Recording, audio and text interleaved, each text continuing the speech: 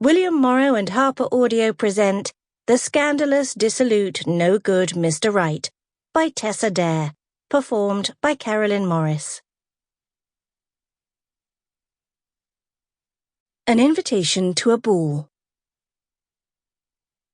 Mr. and Mrs. Bartholomew Cade request the pleasure of your company at a ball in celebration of their daughter Margaret and her engagement to Sir Rowland Farnsworth, Cade House, Grosvenor Square, on the 26th evening of April, 1810. "Isn't it romantic?" Georgie asked. "He and Margaret make such a fine couple." "I suppose," Eliza said, trying to be diplomatic. She angled herself for a better look. By peeking through a gap in the double doors, she just could manage a glimpse of the dancers. Sir Rowland Farnsworth wasn't exactly Eliza's picture of romance. He wasn't even her picture of a desirable brother-in-law. He was more staid and cautious than men his age should be. He didn't whisper sweet words to Margaret as he turned her about the room.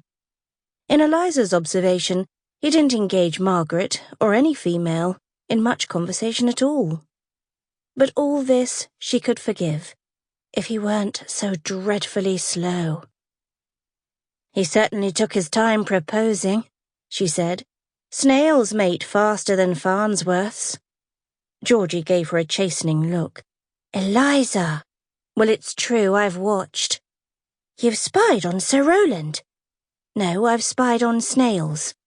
Her sister just shook her head in that way that said, "Honestly, Eliza." She pressed her brow to the slender gap between the doors again, peering hard at the colourful whirl of gentlemen and ladies. On nights like tonight, it seemed this was the closest she would ever come to dancing among them. She was 18 years old, and still sneaking glimpses through keyholes. All because of one impulsive mistake, made years ago. So wretchedly unfair. "Look happy," Georgie urged. "That's one of us engaged, which means one less in your way. Soon you'll have your turn." Oh, certainly, when she was 30, perhaps. An old maid before she'd ever begun. Lord only knew how long it would take dreamy Philippa to find her feet. "Peter Everhart is in that ballroom." She let her forehead thump against the door. "Peter Everhart. He's made lieutenant now. It's been ages since he's seen me, and he'll be going back to Portsmouth next week. This is the year my bosom's finally arrived, and now he'll never notice." "Eliza, I would think you'd rather be noticed for your lively personality." "Yes, you would think that," she replied. "I'm not you."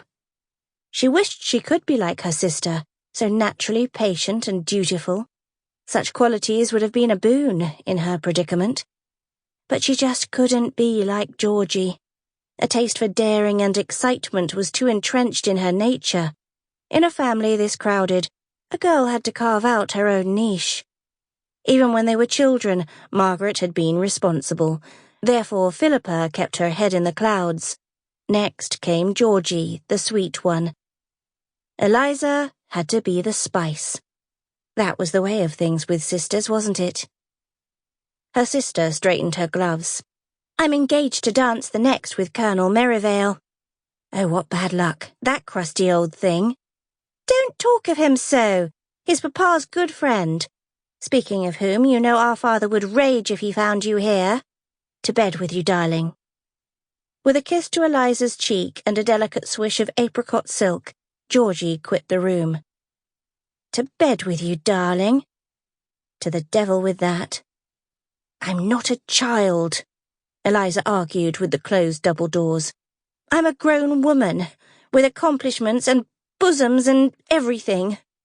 The beveled slabs of oak remained unmoved. A surge of frustration built like lava, shooting up from some deep, maligned stratum of her being. She balled her fists, tensed her shoulders. But in the end, she couldn't contain the emotion. Not entirely. It erupted as a sound. Not just a sound, but a growl. Years of frustration made manifest. Her teeth shivered with the primal quality of it. It wasn't proper or ladylike, or even Sample complete. Ready to continue?